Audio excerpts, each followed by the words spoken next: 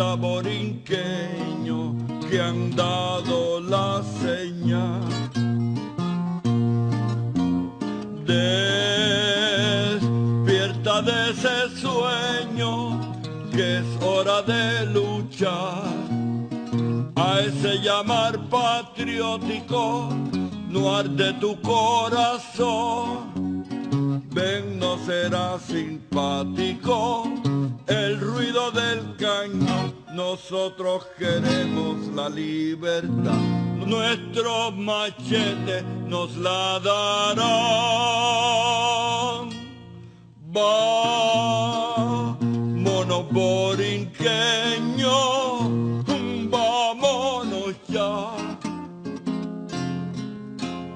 que nos espera ansiosa la libertad, la libertad, la libertad, la libertad, la libertad.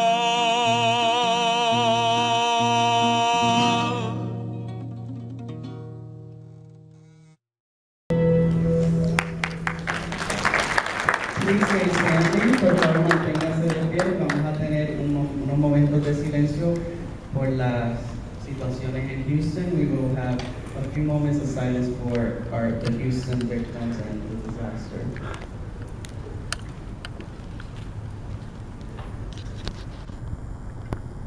Thank you. You may be seated. Se pueden sentar. A quote that I often quote and I really respect, and it's from Margaret Mead, who is an anthropologist, and she says, "Never doubt that a small group of thoughtful, committed citizens can change the world. Indeed, it's the only thing that ever has." So thank you.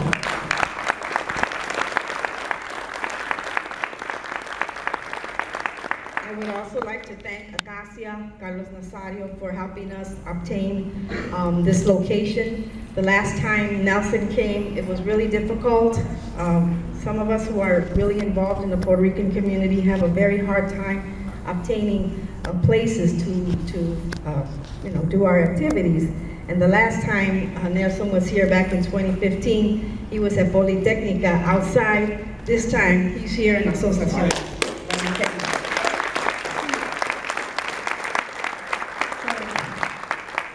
Thank you all again for being here and supporting this mission, and all of you are welcome to join. Todos están bienvenidos. Necesitamos que más personas se unen a Misión Boricua. Remember, we are going to launch our Misión Boricua webpage in a couple weeks, misionboricua.net. And we just finished our 3-month radio program with 10:30 La Grande. That was very successful. And we have a Misión Boricua page in Facebook in case you want to know more about some of our events and issues going on in the community. And at the last I checked this week, we are getting over 20,000 hits a week in our Misión Boricua page. So we are doing. What we found is that most of our events and occurrences were not being recorded or advertised in the local media, both in Spanish and English.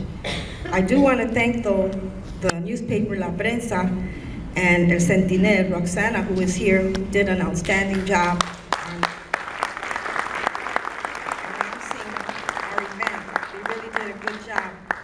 But as you can see so far, Univision and Telemundo is not here. And that's sad because this is a great event. Nelson is an honorable person, and we should have all the publicity. Channel West 2 News, Local 6, Channel 13. They're not here, and that's usually the case. And that's one of the reasons why we started Misión Boricua. And that has to change, and that's why we're asking people to join us, because we're 10, but imagine what we can do if we were 20, we were 30. We are forming a coalition with other Puerto Rican organizations because of some of the issues going on right now, that there's just no other way about it. We have to all join forces.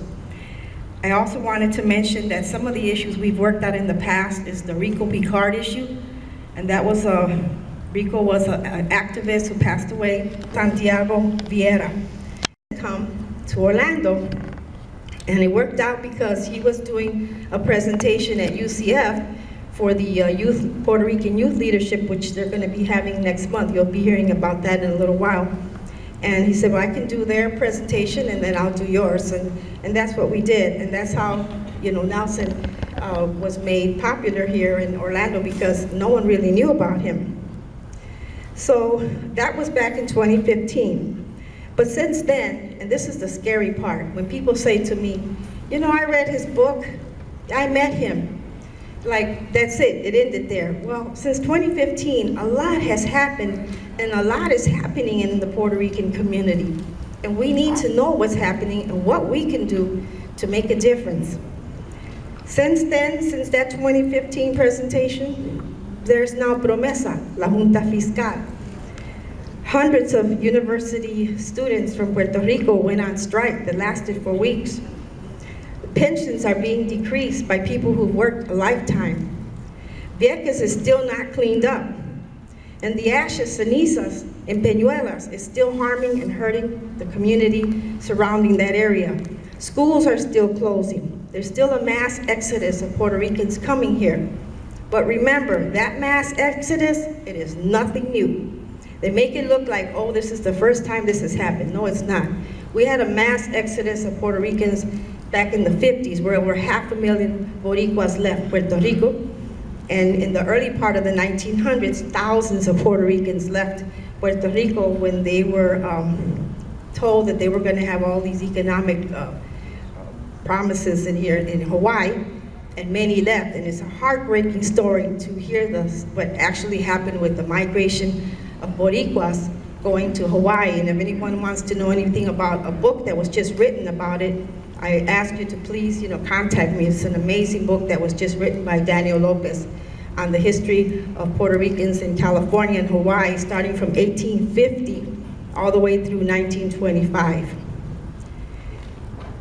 The cabotage law, that's still in full force. This law has been in effect for over almost 100 years. We have to pay more for anything we purchase in Puerto Rico because of that law. It deprives us of billions of dollars to promote our economy, and it deprives thousands of employees from being established in Puerto Rico. Our guest speaker, Nelson Antonio Denis, is an attorney, a writer, film director, and former representative to the New York State Assembly. As editorial director for El Diario La Prensa in New York, Denis published over 300 editorials and won the Best Editorial Writing Award from the National Association of Hispanic Journalists.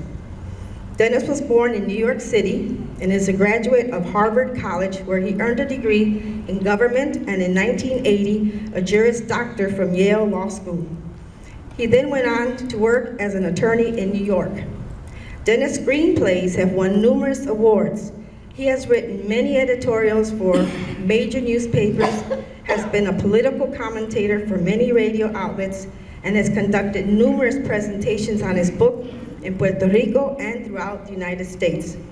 Before and during his years as an assemblyman, Denis conducted a neighborhood legal clinic that provided advocacy, advice, and free legal services to the residents of East Harlem.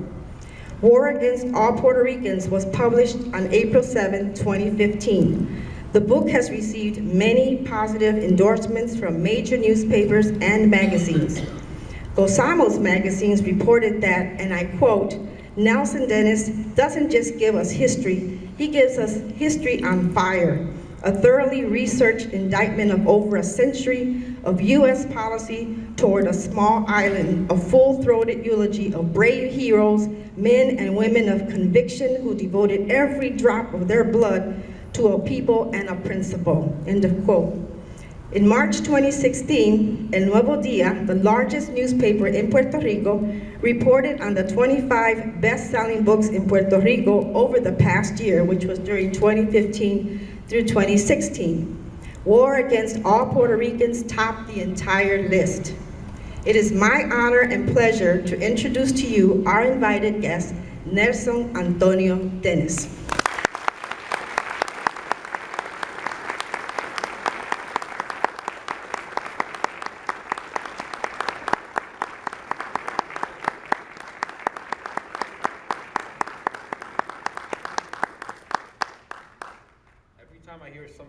that biography, it's very humbling because it doesn't sound like the guy I see in the mirror when I wake up in the morning.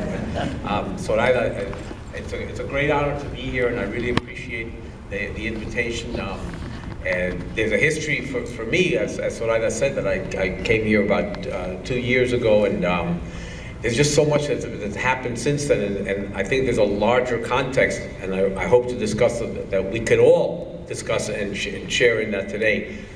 I also, as I look just in this direction, there's a sort of a melancholy, but that is a kind of a quiet joy. I'm looking at this mural, and it was told to me that it's almost like a Sistine Chapel in a sense.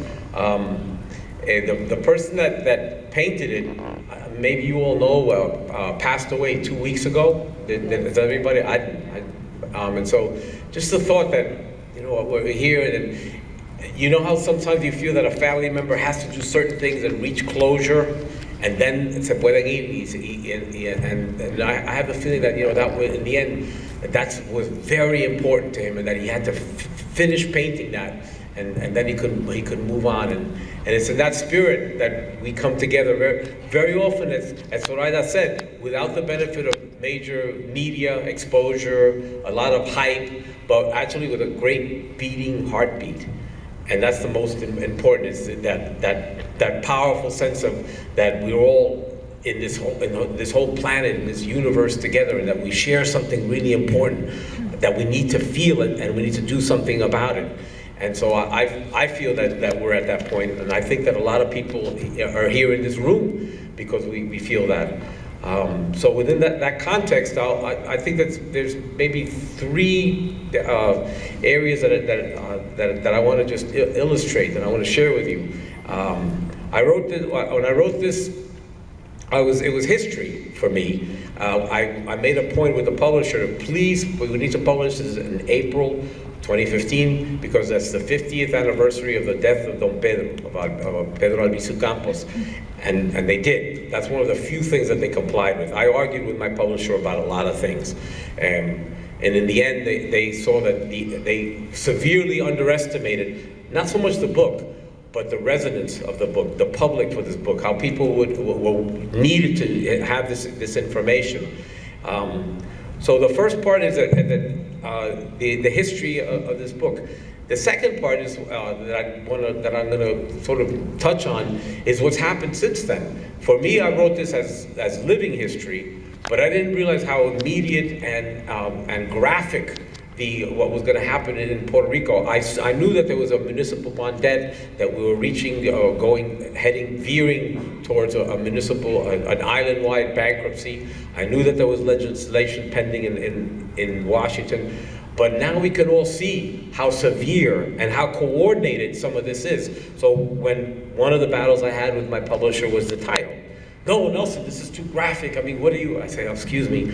These words were uttered by E. Francis Riggs, the chief of police of Puerto Rico. He declared the war against all Puerto Ricans after murdering 4 of them in the street, just because they were exercising their First Amendment right of expression regarding anything, and because that they were involved in an agricultural strike. But now the title actually has this added resonance, because it seems to me that that this didn't end, that there is an undeclared, and sometimes wars, they're not fought with bullets and very openly, they're done by attrition, by ignoring people, by aggressing on them, by letting someone starve to death quietly and off in a dark corner.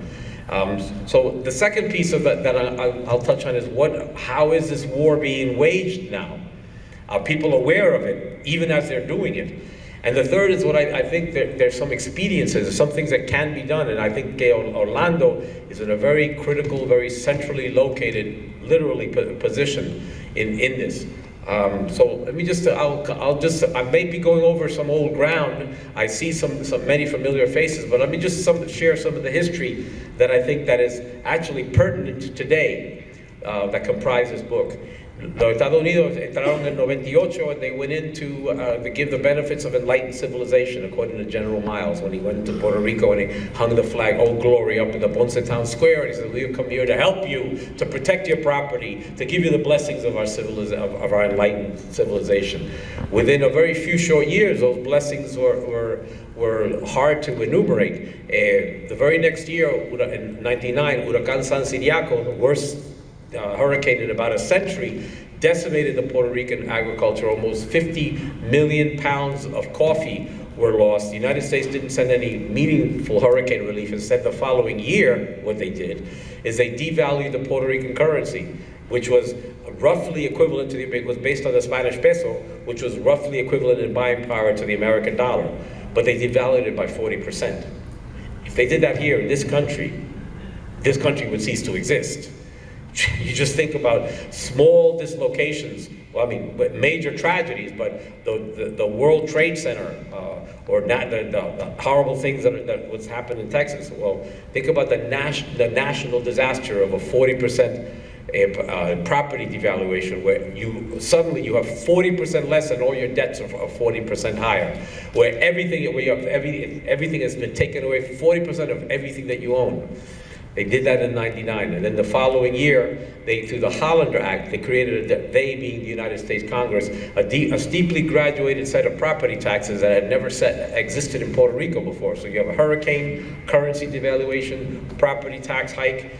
Puerto Rico was like the Naomi Klein shock doctrine. These immediate shocks come into Puerto Rico all at once.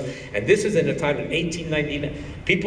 Now we have worldwide communication, instantaneous social media communication. Imagine the lack of communication that existed between Puerto Rico and Puerto Ricans, La Isla, and this country at large.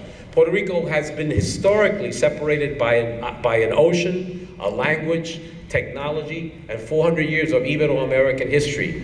What happens, and many people compare it to Macondo, and I think that's an apt analogy, because very often, and I say that in this book, what happens in Vegas stays in Vegas, but what happens in Puerto Rico never happened at all. And that's why here in Orlando, I think there is a pivotal role to be played. But let me continue on the history. The United States, under those circumstances, the farmers, 80% of the economy of Puerto Rico at that time was agriculture.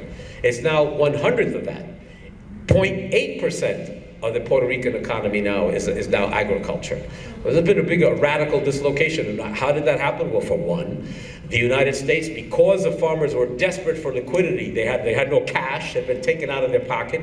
They're reeling from a hurricane. They were taking property taxes from them. They needed immediate liquidity. The only place they could go was appropriately called the American Colonial Bank. That was the name of it. You can't make this stuff up. The American Colonial Bank. You go and it was like Phil Rizzuto at the money store. Come on down, no problem. We'll take it. And they oh yeah, we'll use your farm as collateral. No problem. Here it is. So they give them a little money, knowing full well that they were going to default, because they didn't want the loans to be repaid. They wanted the collateral. They wanted the land. And within 30 years, roughly 75%, over 3/4 of the Puerto Rican, of the arable farmland in Puerto Rico was owned by North American banking syndicates. 4 of them alone, Fajardo, Aguirre, Guanica, East Puerto Rico Sugar, owned half. So half of about almost 80% is 40%. 4 corporations, 40%, each owning 10%. There's a book, movie that was called Dude, Where's My Car? Well, like, dude, where's my island? I mean, how did you come in here? Under what legal pretext did you come here to say you're here to protect my property, my well-being, the benefits of enlightened civilization, and 30 years later, you own the land under my feet? Well, then it continued. They took the land, so now the people that were the owning of the land were working on the land for foreign owners, for absentee landlords. Oh, but in addition, you have now been made a U.S. citizen in 1917 through the Jones-Shafroth Act in March 2 of 17. Exactly 1 month, because in April 2, Woodrow Wilson delivered his declaration of war to the U.S. Congress, and 18,000 Puerto Ricans were conscripted into the U.S. Army. So they are good enough to be citizens to fight. Y esto lo decía Don Pedro muchas veces. We're good enough when it comes to fighting. Puerto Ricans are the best. you know, sign him up. That son of a bitch, boy, we want you. Uncle Sam wants you. But when the fighting is over and the dying is done, you come back. That's the things that suddenly changed. When those Puerto Ricans came back, they thought, well, okay, we have earned something. We paid our dues. We're American citizens. Little did they know that under the territorial and supremacy clauses of the U.S. Constitution, it was a qualified citizenship, because under those two clauses, Puerto Ricans don't receive the same privileges and immunities as the rest of the United States. And they found out when they came back from World War I and the Depression started to hit, and they thought they were going to get at least a minimum wage, and that was found to be, by the Supreme Court of the United States, unconstitutional. That the Puerto Rican legislature could not enact minimum wage legislation on its own, because that was ultra vires. Ultra vires is beyond the scope of their jurisdiction. That they did not have the authority to do that. Just like now, they don't have the authority to have a ley criolla or to declare any bankruptcy protection for themselves. Same thing.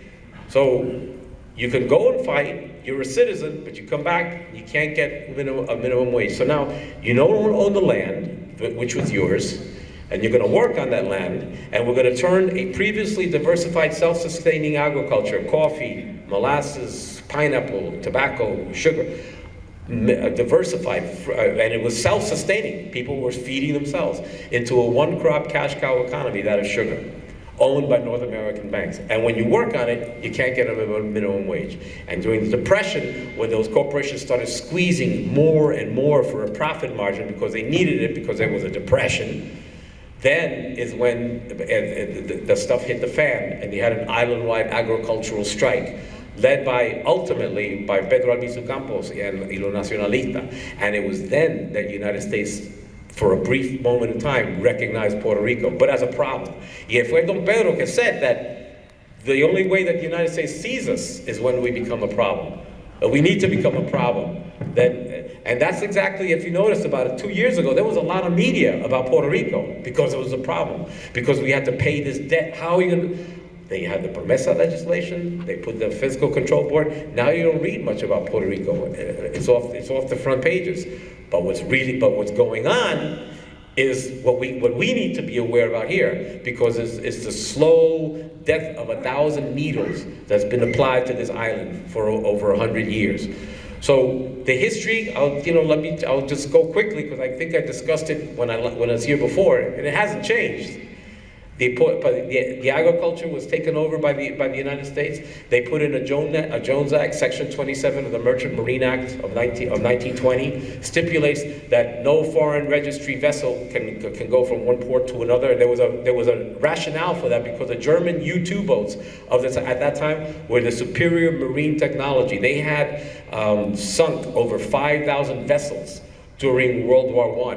So there was a bona fide concern to protect the shipping, the coastline, and the trade routes in the Atlantic immediately after World War I. And that was the rationale, the public policy behind the Jones Act at that time.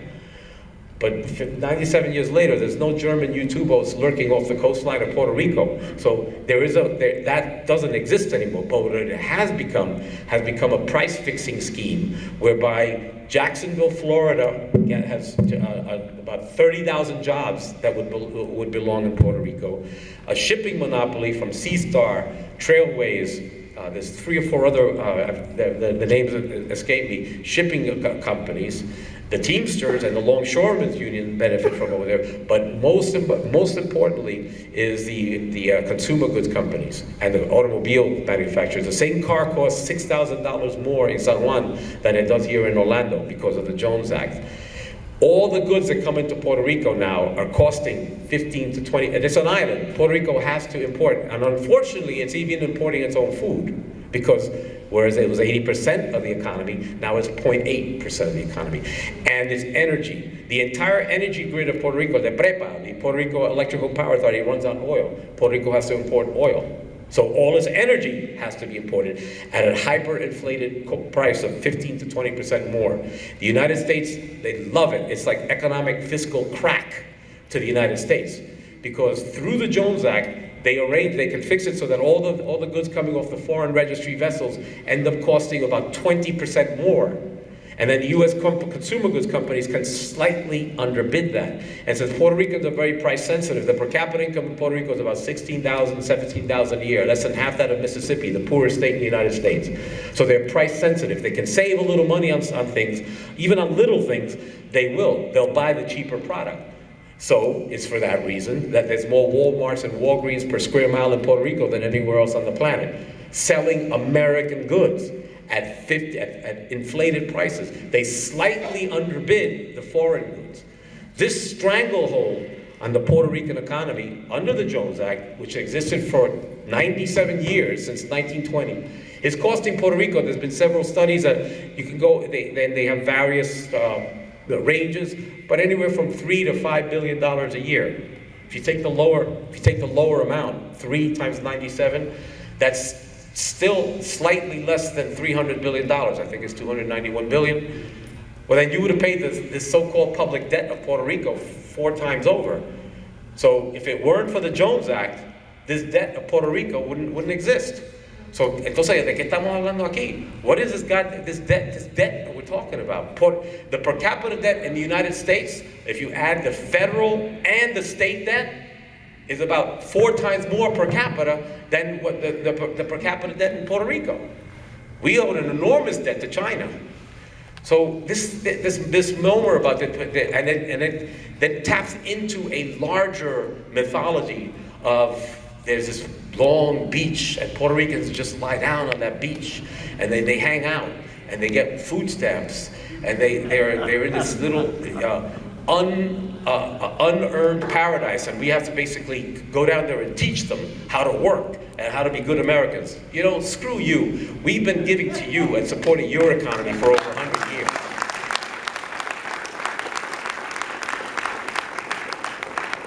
So, but I know it gets worse, so I'm gonna go back to New York. By the way, Will, I gotta say something for Will Vieira, because he is, as you said, that he's dealing with some things. Will and I just finished. I wrote a screenplay, and we filmed it over the last 7 weeks. Will was my director of photography. Will loves and hates me right now. But Will is a great friend, and we just spent the last 2 months together making this movie, and so I'm really proud. I really thank you for following up with him. And so he sends his love. Yeah. So we're at this point now in our history where it's repeating itself, because exactly what happened in the beginning, where they somehow this foreign group comes in and so there's this benign entity, this benevolent despot that's going to come in and teach you how to live, teach you who actually I would say. In my book, and I'm not plugging the book, although I can't help it, mention it.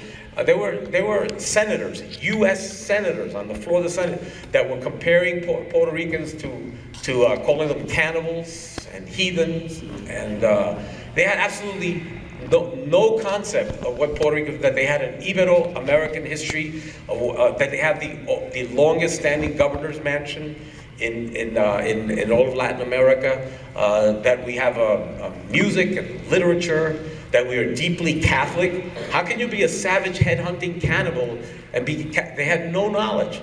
And still to this day, you may have noticed that Congress people often have the attention span of a gnat. And so there's a learning curve that has to be reinstated every 2 years, And this battle is being fought from 1,500 miles away. Plus, now you have what's called dark money, because under the Citizens United decision, any amount of money can come in under anonymous. You're all familiar with Citizens United, right? ¿Verdad? Citizens United empowers, allows, authorizes corporations to introduce unlimited amounts of money into campaigns, so long as it's quote-unquote unrelated to the campaign. Usted lo sabe, el señor Ramírez. Así que the Citizens United is like carte blanche for buying the political system. But there's not only 501c3s, there's 501c4s. 501c4s are corporations that can be created to to pursue a public policy. And that money can also be used anonymously. And 501c4 corporations were used against Puerto Rico. During when they were the pending legislation for the Chapter 9 bankruptcy, they were calling it a bailout. It's not a bailout. Restructuring your debt is not a bailout. Making it possible for you to honorably discharge a debt is not a bailout. But it's been misconstrued. So that's what's going to continue happening with regard to Puerto Rico. Our story is going to be filtered by other interests. The interests that filtered this one were clearly the hedge fund companies and the ones that own that $73 billion debt, and they're looking for an immediate cash payment. They put pennies on the dollar. Maybe they invested 5 cents or 10 cents on the dollar, but they want $1's worth of return. They violated the Constitution of Puerto Rico because Puerto Rico can only pay legally 16%, a 16% override on its GNP. It can only accept 16% debt.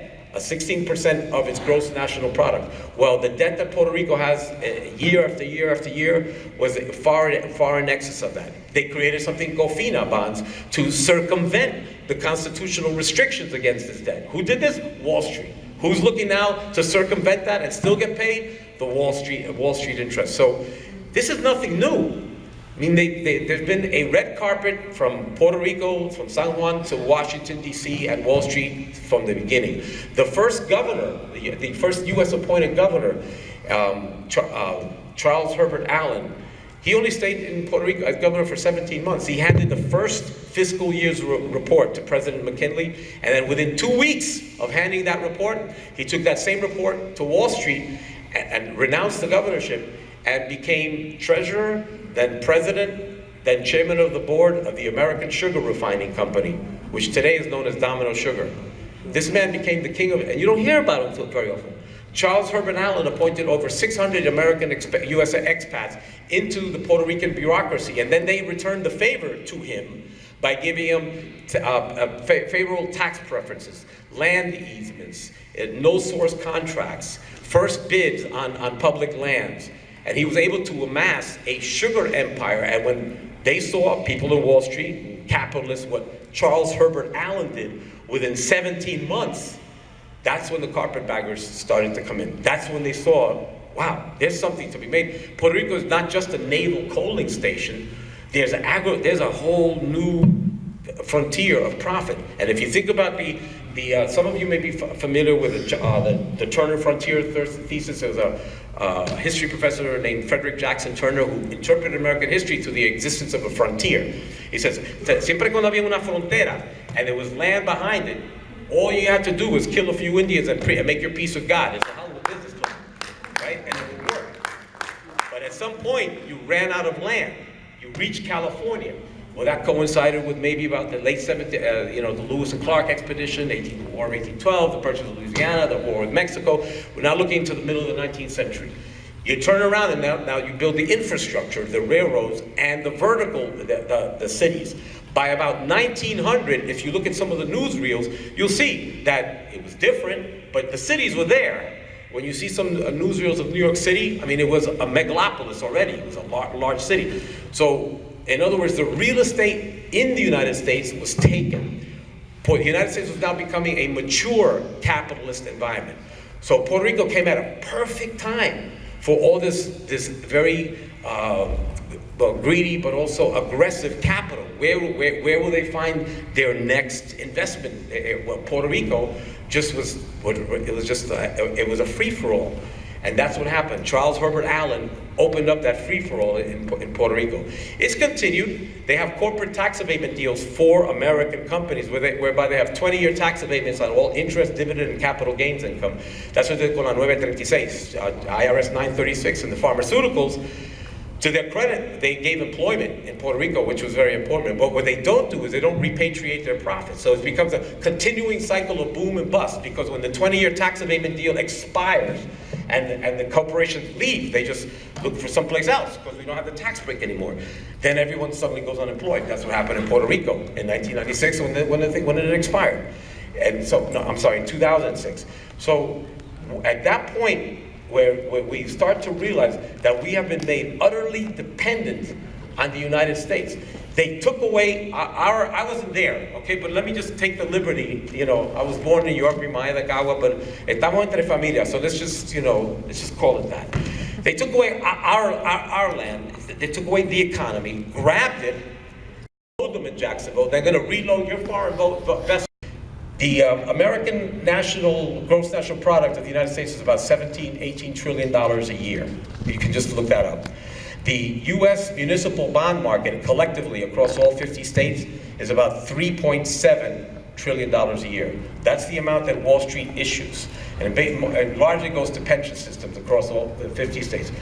So if the gross national product is 17 trillion, and in that same year, Wall Street is issuing 3.7 trillion in bonds, municipal bonds. If you divide 3.7 into 17 or 18, that's roughly 20 to 22%. So in any given year, a little over 20% of the American economy is being filtered through these municipal bond instruments. Except the bonds from Puerto Rico are very leveraged because they're triple tax exempt. No other jurisdiction has that because Puerto Rico is not a state. So that's another reason why we can have this discussion later, because I'll go on forever. I don't see Puerto Rico becoming a state soon for many reasons, one of which is Wall Street does not want to lose the triple tax exemption, nor does the Jacksonville want to lose the Jones Act, nor do Republicans want Puerto Ricans coming here, nor does Trump is building a wall. So let's be real about how soon Puerto Rico is going to become a state. But if Puerto Rico were allowed Chapter 9 bankruptcy, then it could renegotiate its debt, right? That's of the municipal bonding. But here's what happened. Then all 50 states will say, wait a minute, what's good for the goose is good for the gander. You're going to give them triple tax exempt status, which is a preferential treatment to us. Plus, you're going to let them renegotiate the debt when they can't repay it? Excuse me, we're going to renegotiate our debt portfolio too. So what would happen if they allowed that for Puerto Rico is that there would be an implosion of the municipal bond industry. And that is one of the third rails of Wall Street finance, municipal bonds. Social Security, no longer a third rail. Apparently, it's not as sacred as it used to be. Municipal bonds, those are sacred. So Puerto Rico is really staring down the rifle barrel of the American capitalist system. And we have to realize that when even well-meaning politicians like Obama, and you have to follow the bouncing ball, Obama says, Congress must act on the Chapter 9 bankruptcy. Notice, he didn't say, I'm going to do something about this. I'm going to expend political capital in the last year of my lame duck administration and make this one of the last things that I do. No, he didn't do that. Nor did he use any of the internal incentives that he could have used to the Treasury Department. No, he sent down his Treasury man, but they never came back with some sort of deal. He didn't create any tax preferences. There were all sorts of things that he could have probably put into place for those hedge funds, but they didn't. What he did is he pointed to Congress. Congress must do it, knowing full well that Congress wouldn't do shit because Congress is Republican, and they weren't going to do it. So he was engaging in political misdirection. A magician, the hand is quicker than the eye. Look over here, but I'm doing this over here. Well, and that happens with Puerto Rico all the time. So we're in a situation now where Puerto Rico has been backed up against the wall, and here's where the war against what I said that we try to put it into three parts. I gave you some of the economic history. Well, look at the current history. These hedge fund companies are in a highly leveraged position. Many of them bought on pennies on the dollar because they want a full dollar's return. And they know that Puerto Rico doesn't have the money. But there's something else called P3s, public-private partnerships, which are really P5s in Puerto Rico. They're public-private partnerships for the plunder of Puerto Rico. Because what they're going to do is they're going to take that pre-existing debt, and then when the default happens, they'll say, that's okay. These bonds were allocated to this highway, and you can't pay this debt. We are going to create a public-private partnership and administer your highway for you because we want to help you because apparently you're not able to do it yourself. You don't know how to run a highway, but we'll come.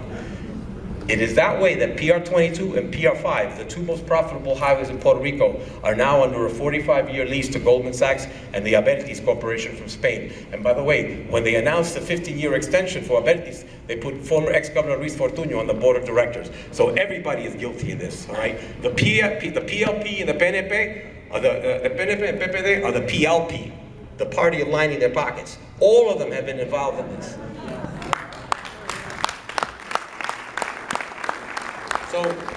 we're in a situation now where it's kind of like it's like in a quagmire. It's you can't.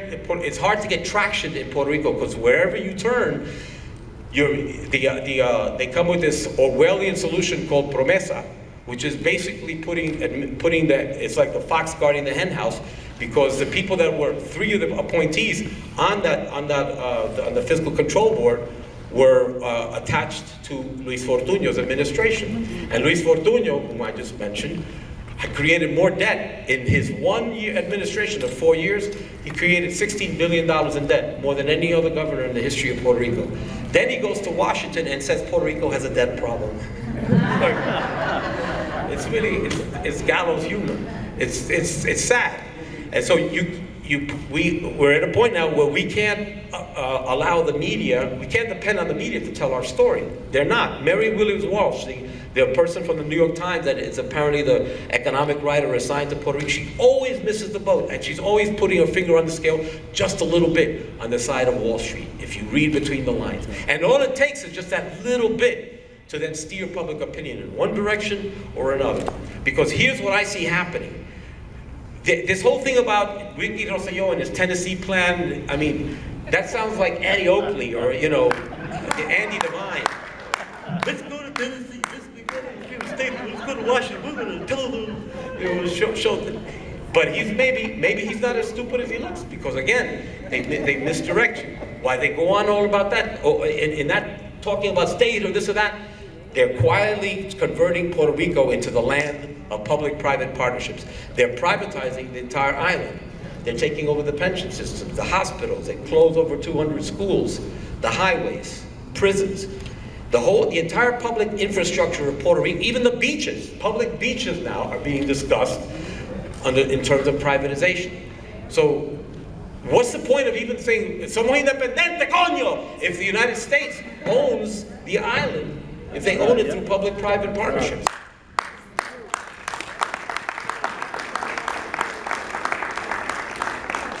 So what I see here, and I sort of laid the foundation in terms of how they did it in the beginning with the land, and then offering you these loans and then taking your land, that's basically where we are now, except they're doing it with the public infrastructure, the government-owned assets of Puerto Rico. And that's why we see now John Paulson and Nicholas Prouty and other billionaires, U.S. billionaires, getting 20-year tax preferences to Act 20 and Act 22, where again, they don't pay dividend interest or capital gains income for 20 years. But Puerto Ricans are being hit with 11.5% in sales taxes, gasoline taxes, electrical rates are going up. They're scheduled to, the electrical rates double over the next 7 years. You may know, and if I look at my in New York City, I pay about 9 cents per kilowatt hour for my electricity. Puerto Ricans are paying, in Puerto Rico, are paying about between 25 and, depending on the year, 25 to 30 cents per kilowatt hour for electricity. They're paying 3 times as much, with a $16,500 per capita income, with a Jones Act on top. See, what the American public isn't fully aware, it's not really Puerto Rico or Puerto Ricans versus the United States, even though they try to position it that. It's a class thing. It's this little 1% or this sliver of 1% that's getting over on everybody else. And even the American taxpayer is getting hurt by this. Because what's happening is they're paying their taxes for transfer payments in Puerto Rico. Okay, yes, there's food stamps. Yes, there's public assistance. And yet, we are paying through the Jones Act and the hyperinflated profits more than what the Puerto Ricans receive. That's right. But what the larger American public doesn't understand is that this tax money that they're giving, which then makes them a little resentful and makes them very, how should I say it? They're very open to racist commentary about us because they don't understand what's going on. What they don't understand is this money that's going to Puerto Rico is going in one pocket in Puerto Rico, and it's coming out the other pocket, and it's just going back to the corporations. The same corporations that are owning Washington, that own Washington through Citizens United. So it's a really difficult situation where I think that Puerto Rico, en la isla, it has to be a resurgence of values. It has to be really basic, because it's gotten so deep that you have people storming Walmart on Black Friday. If you go on Google and you Google Walmart Black Friday Mayagüez, you see 5,000 Puerto Ricans storming to get their television sets on Thanksgiving. We have to change that, and people have to maybe get back to the feeling of the land in their hands and the beauty of that, and understand that you can take charge of your destiny again, but it's like one small step at a time. And the way we treat each other, the way we think.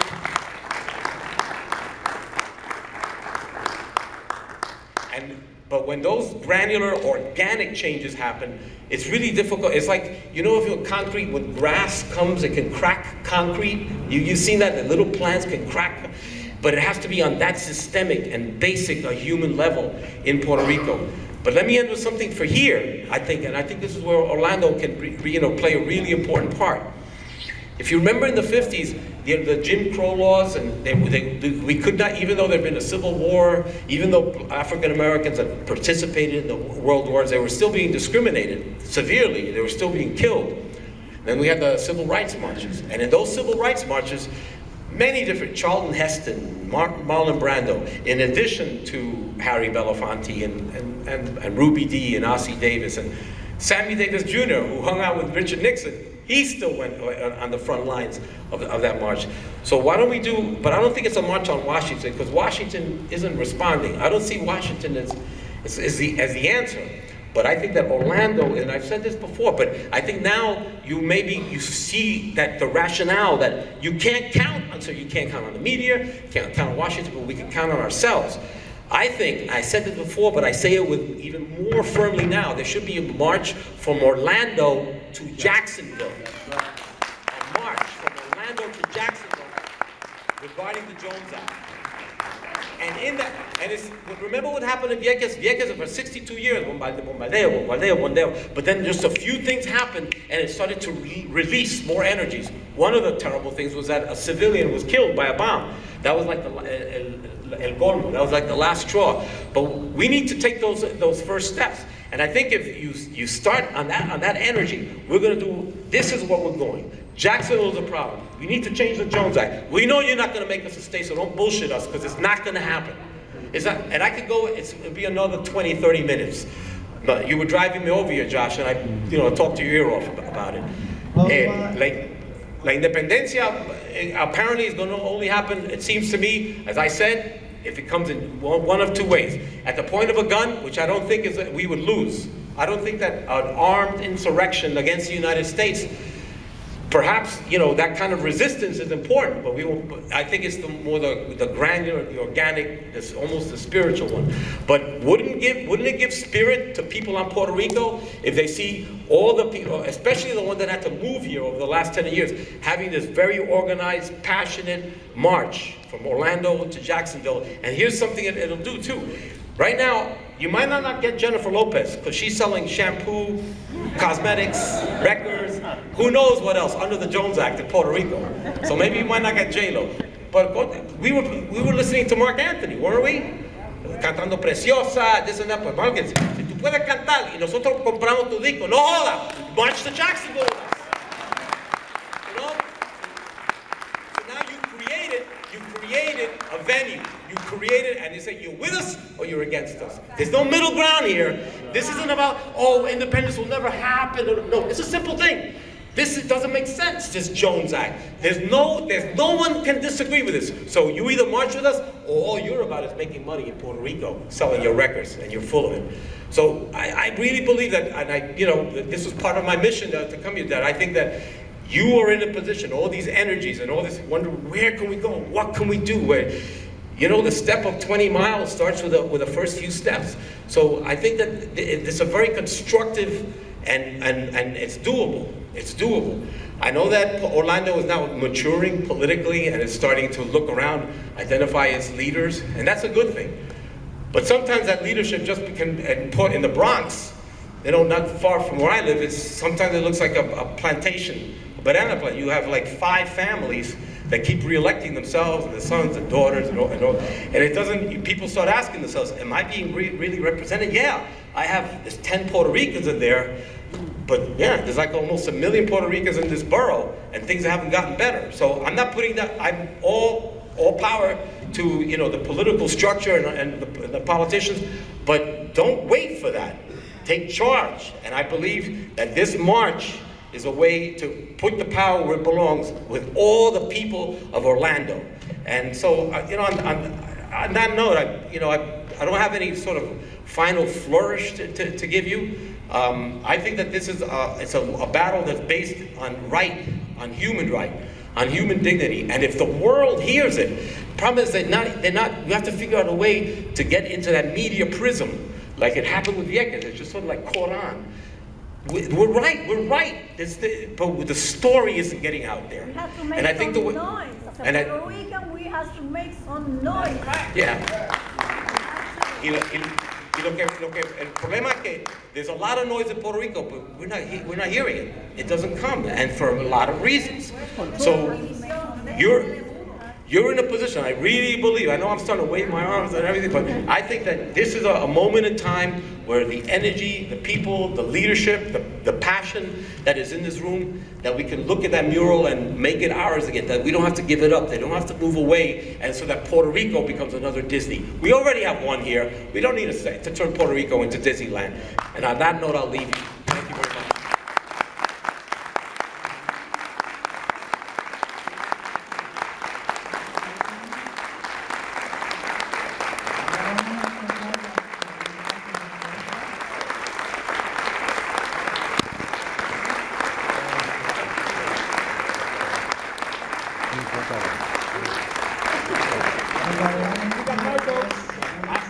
Excuse me, I applaud you for the march that you're going to do, okay? You're the leader. We are going to do the Q&A now with Nelson. We're going to start right over here. Vamos a empezar por aquí. Van a tener solamente un minuto para contestar, para hacer la pregunta. Entonces, para que Nelson Denis pueda abarcar en su respuesta. You're going to have only 1 minute for the question so that Nelson Denis can expand on the answer. Hey, Nelson, you're amazing.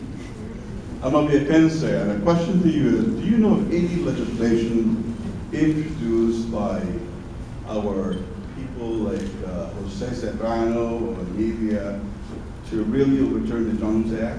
I mean, have they done anything of that sort in the Congressional Hispanic Caucus? No. But I smiled for another reason. No, I smiled for the one legislation that was introduced specifically in relation to Promesa and the Fiscal Control Board is really amazing. I think the guy's name is Graham Young. He's an alt-right congressman, freshman congressman, who apparently didn't know the way things work. So in the innocence of he's a libertarian. He gets like 100% rating from the most conservative think tanks. 100%. I wrote about it in my at waragainstallpuertoricans.com. And if you give me your email, I'll give you my card. I'll send you the article that I wrote. The amazing thing is that this guy's a Republican, and he's like the alt-right, like Breitbart type of Republican. He's like way out there, he's a libertarian. But he came up and says, look, if we're trying, and it makes sense that he just applied with the innocent simplicity and clarity of a child. He said, well, if we're trying to help the Puerto Rican economy and allow it to revive so that we don't have to keep giving them money and bail them out, we need to help make them self-sustaining. And so he said, we should put an amendment into the Promesa bill that eliminates the Jones Act in Puerto Rico so that their economy can flourish. It's like a no-brainer, right? So Jim Young, the chairman of the Natural Resources Committee, which wrote the Promesa legislation, the way they dealt with that was very telling. He declared it, and then he tabled it immediately by declaring it with this one word, non-germane. He said, this is non-germane to the bill. So with that, that's a very glaring admission. So he's saying that the development and the self-sustainability of the Puerto Rican economy is not germane. That's not what this is about. He said it. So then what it is about is that Promesa is just a credit collection agency for the hedge funds. That's all that it's about, right? And to continue subjugating, and as it turns out, Jim Young has some of his people that are paying him a lot of money that want to open up hotels in Vieques and Culebra, right? That's what he's about. That's what, what it's coming down to. The fact that it was tabled immediately as non-germane, and the fact that it came up with this rabid right Republican guy, it was a guy who proposed the bill. It just tells me a lot about the sort of the internal architecture of Congress and the way they're thinking and what their real priorities are and who's paying for these laws and these bills. Because to me, it's very clear that Promesa was a bill that was bought and paid for. It has nothing to do with helping Puerto Rico. And just consider this too, that the Sanchez Valle versus Puerto Rico decision, in that decision, the Solicitor General, meaning Obama's lawyer, the same Obama, look, I voted for Obama. I think, I think the world of him. But I don't think he was a great friend to Puerto Rico. Yeah, he let Oscar go in the last couple of weeks, but that's actually kind of a good, that's like in drama, it's known as a doorknob exit. You say whatever you do, but in the last moment with your hand on the doorknob, you give one closing line, and so they'll remember you that way. But meanwhile, when it counted with a Chapter 9 bankruptcy, there was nothing there. And he sent his Solicitor General in the Sanchez Valles case to argue that Puerto Rico continues under the Territorial Supremacy Clause of the United States to be a territorial possession of the United States. That was the argument that was made by the executive branch. In that same week, it was accepted by the judicial branch, the Supreme Court. They agreed, 5-4 decision. In that same week, Congress passed the Promesa bill. So tell me the things that, sometimes government doesn't work, right? Sometimes, and so how do you get a result that is so coordinated where you have, the president enunciates it and says it, Puerto Rico is a possession of the United States. Wow. Supreme Court lays down its decision, and within 3 days, the Promesa bill is signed and sealed. That was some good move, but in my view, that was all bought and paid for. Okay, next question. Yeah, hi, my name is Edwin Chung Molina. I'm part of the Información al Desnudo, which is a radio and TV program from New York City. And I thank Nelson for being here because Nelson was part of that live transmission where 2016, last year, we was able to transmit live for the first time in the history of the world the whole 7 hours of the Decolonization Committee hearings that you could find it in our webpage, informacionaldesnudo.com. And also Nelson was one of the closest speakers of the live transmission. This September 19, all Puerto Rican diaspora in all the United States and Puerto Rico are mobilizing to the United Nations. The September 19 will be the 72nd General Assembly of the United Nations, and it has been 36 resolutions approved by the Decolonization Committee, and the mobilization is to implement this 36 resolution because 35 already went to the garbage, and this 36 we want the United Nations to implement it for the decolonization of Puerto Rico. And Nelson, we thank you so much, and we invite you as a guest speaker at the September 19 in front of the United Nations of all that rally of the Puerto Rico. Let me just add one thing though.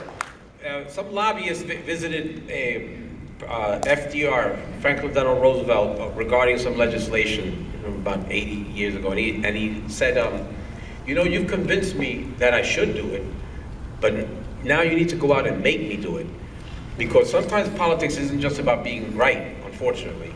And the case has been made before the UN, as you said, 36 times. 36 times the UN said, you're right, you're right, you're right, you're right, you're right, you're right, but you're right. It's not going to happen. So And so this is really important to keep, that mounting pressure.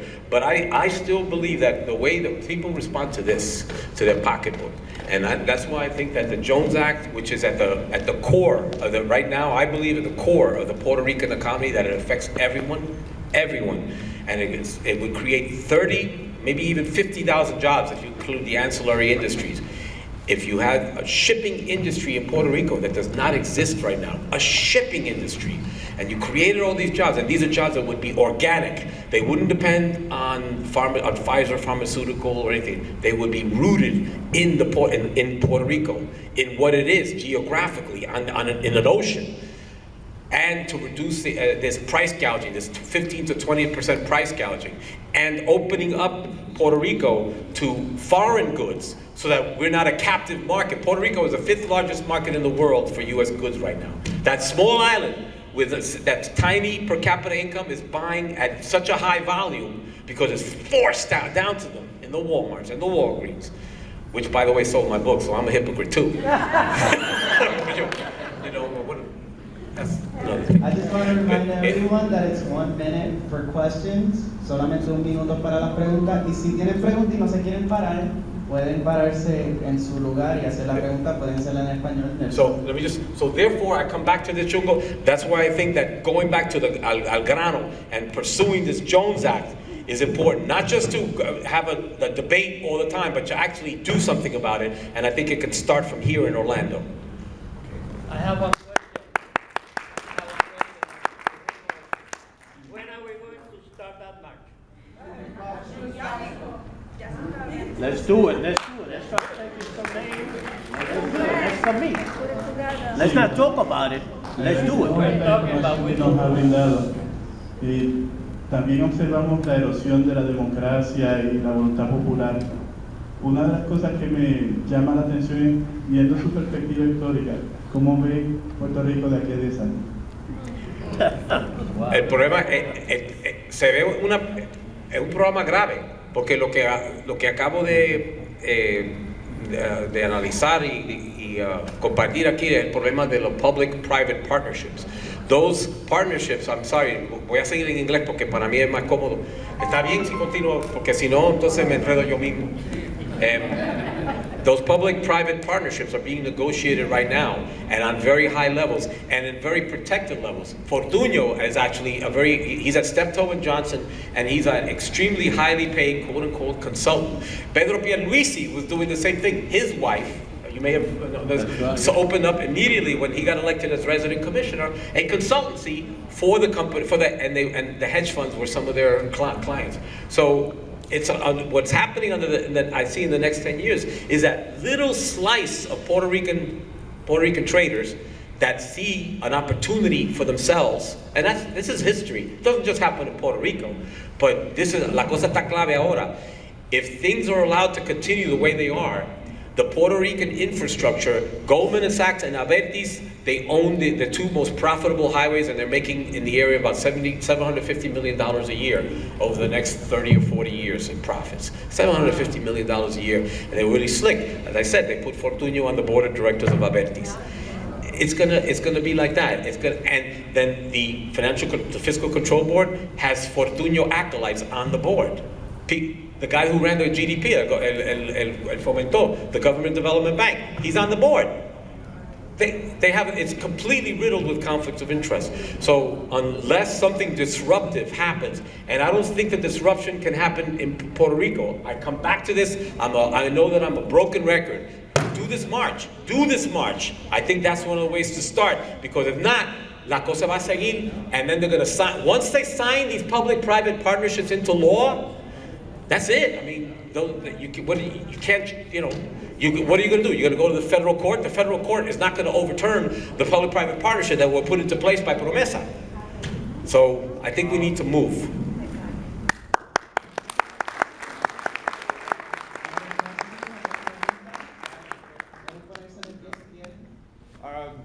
It just seems like this to me has just been recent, finding all this out, but then like last 6 months, my cousin is 65.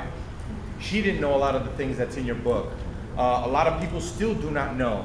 When I go on Facebook, friends, family, people around the street, they still don't know. A lot of people do not know what's going on. They just think, it's just, nothing. They don't know. My question to you is, do you plan on coming back to Orlando? A lot of people are still just starting to wake up right now. This is the first time I've ever seen anything like this that has anything to do with my country that I feel like I'm not a part of. But that's my question. Do you plan on coming back? I mean, I know there's still a lot of people who do not know, and I'm very positive that if they do find out, then there would be more turnout. You do me great honor, and I appreciate that, the honor of that question. I would love to come back.